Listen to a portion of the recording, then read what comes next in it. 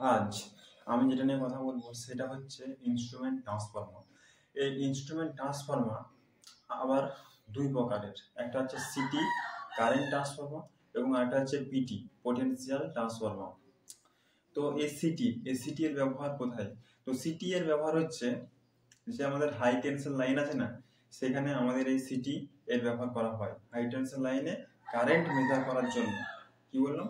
High tension লাইনে current measure করার জন্য আমাদের এই সিটি ট্রান্সফরমারের ব্যবহার হয়। তারপরে 2 নম্বর হচ্ছে পিটি, একে পটেনশিয়াল ট্রান্সফরমার বা ভোল্টেজ ট্রান্সফরমার বলা হয়। এর ব্যবহার, পিটি এর ব্যবহার হাই টেনশন লাইনে ভোল্টেজ মেজার করার জন্য ব্যবহার করা হয়।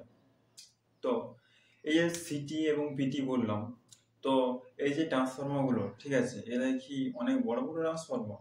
না, এগুলা ছোট ছোট ট্রান্সফরমার। হাই টেনশনে লাগানো থাকে ছোট ছোট, কারণ দেখো বড় ট্রান্সফরমার লাগাতে গেলে আমাদের যে কয়েল, ঠিক আছে, কয়েলের যে পাক সংখ্যা সেটা অনেক বেশি দরকার, ঠিক আছে। তাহলে ওটা অনেক বড় হয়ে যাবে, একটা ঘরের সমান হয়ে যাবে এত পাক সংখ্যা।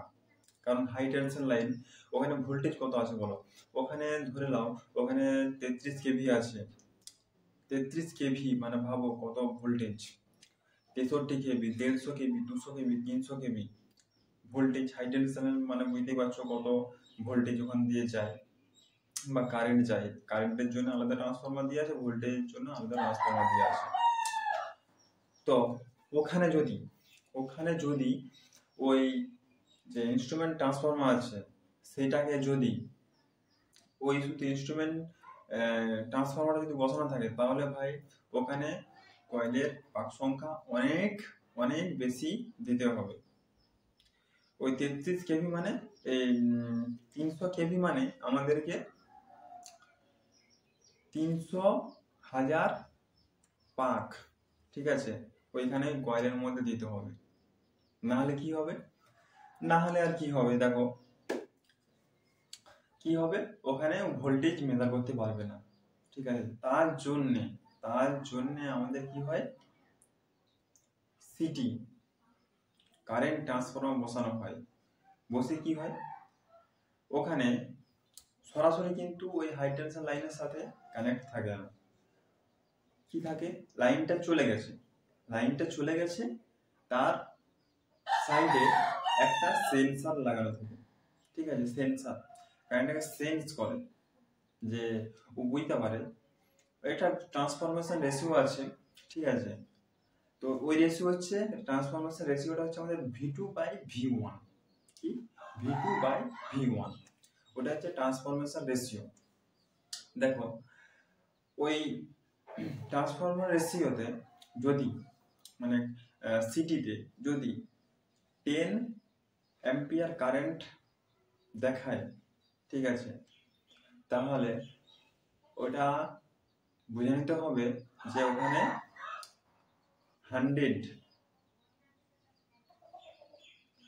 থেকেও বেশি ওটা হবে, ঠিক আছে, 1000 হয়ে যাবে, 1000 অ্যাম্পিয়ার কারেন্ট ফ্লো হচ্ছে, ঠিক আছে।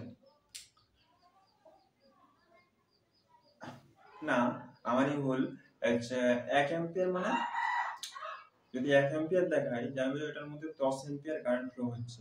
আর যদি 10 অ্যাম্পিয়ার কারেন্ট ফ্লো হয় ওই সিটি কারেন্ট ট্রান্সফরমারটার মধ্যে দিয়ে, তাহলে জানবে এটার মধ্যে দিয়ে 100 অ্যাম্পিয়ার কারেন্ট ফ্লো হচ্ছে, ঠিক আছে। ও কারেন্টটাকে সেন্স করে, ওটা একটা ট্রান্সফরমেশন রেশিও আছে, ওই রেশিওটার সাহায্যে, ঠিক আছে, ওটা বুঝতে পারা যায়।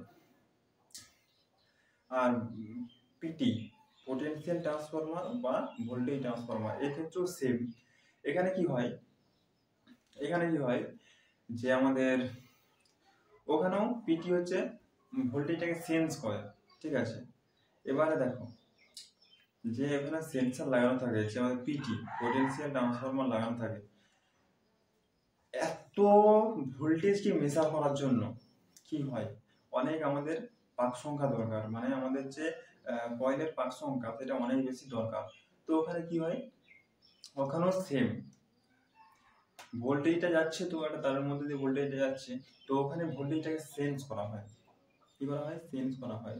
মানে ধরো তারের মধ্যে দিয়ে কি যায়? ইলেকট্রন যায়। হ্যাঁ, ইলেকট্রন যায়, তো কারেন্ট মানে ইলেকট্রন ফ্লো হচ্ছে। তো ইলেকট্রন আবার এসি কারেন্টে কি হয় জানো, একবার পজিটিভ হয় একবার নেগেটিভ হয়, একবার পজিটিভ হয় একবার নেগেটিভ হয়।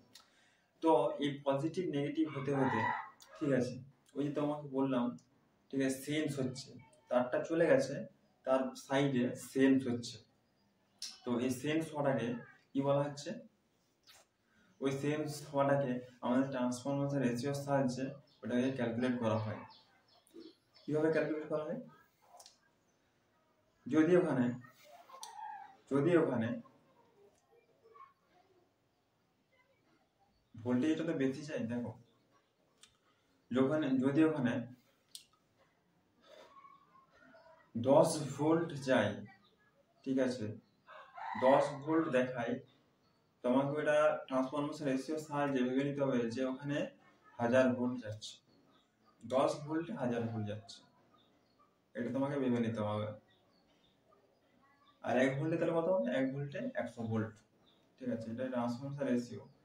কারণ দেখো, যদি দেখাতো যে 1000 ভোল্ট যাচ্ছে বা 33 কেভি 33,000 ভোল্ট যাচ্ছে, এত দেখালে কিন্তু আমাদের যে পাক সংখ্যা এটা অনেক বেশি দিতে হবে, কিন্তু এত পাক সংখ্যা একটা ঘরের সমান হয়ে যাবে, এবং ঘরের সমান হলে আর রাখবো কোথায় এত বড় ট্রান্সফরমার, ঠিক আছে, সিটি বলো আর পিটি বলো, এত বড় ট্রান্সফরমার রাখবো কোথায়। তার জন্য আমাদেরকে এই ট্রান্সফরমেশন রেশিও ব্যবহার করা হয়, এবং ওখানে একটা চুম্বক থাকে যেটা কারেন্ট বা ভোল্টেজকে সেন্স করে, ঠিক আছে।